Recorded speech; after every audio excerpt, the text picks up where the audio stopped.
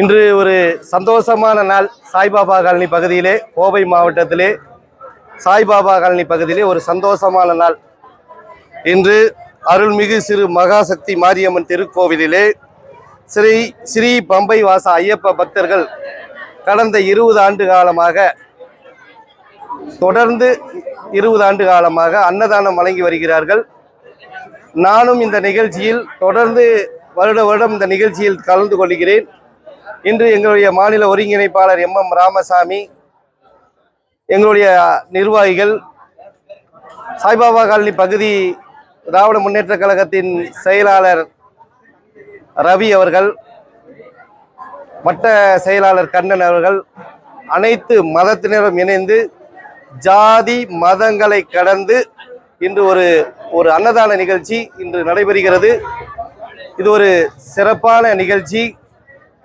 இந்த நாட்டில் ஒரு அமைதி நிலவ வேண்டும், சகோதரத்துவம் தலை தோங்க வேண்டும் என்பதற்காகத்தான் இந்த நாட்டில் மகாத்மா காந்தி அவர்கள், அண்ணல் அம்பேத்கர் அவர்கள் எல்லாம் பாடுபட்டார்கள்.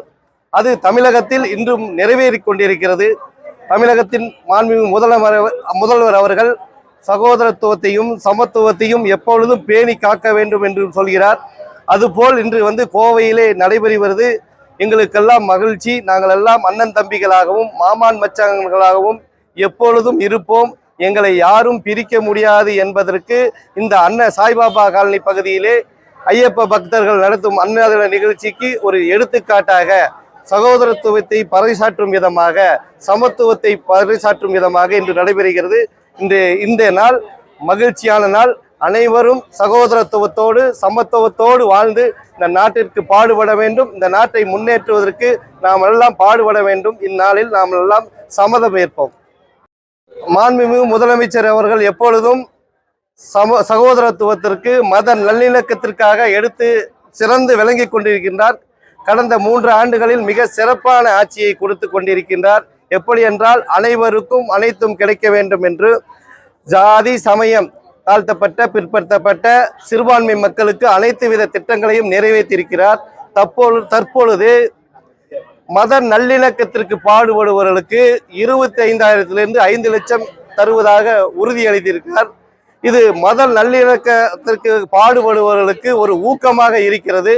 அனைவரும் சகோதரத்துவத்துக்காக மத ஒற்றுமைக்காக பாடுபட வேண்டும் என்பதற்காக அவர்களுக்கு ஊக்கமளிப்பதற்காக மாண்புமிகு முதலமைச்சர் MK ஸ்டாலின் அறிவித்திருக்கிறார். ஒட்டுமொத்தமாக தமிழக மக்களின் சார்பாக மத நல்லிணக்க விருதாளர்களுக்கு 5 லட்சம் கொடுத்ததற்காக இந்த நேரத்தில் பல்சமய நல்லூர் இயக்கத்தின் சார்பாக நன்றியும் பாராட்டியும் மாண்புமிகு முதலமைச்சருக்கு தெரிவித்துக் கொள்கிறோம்.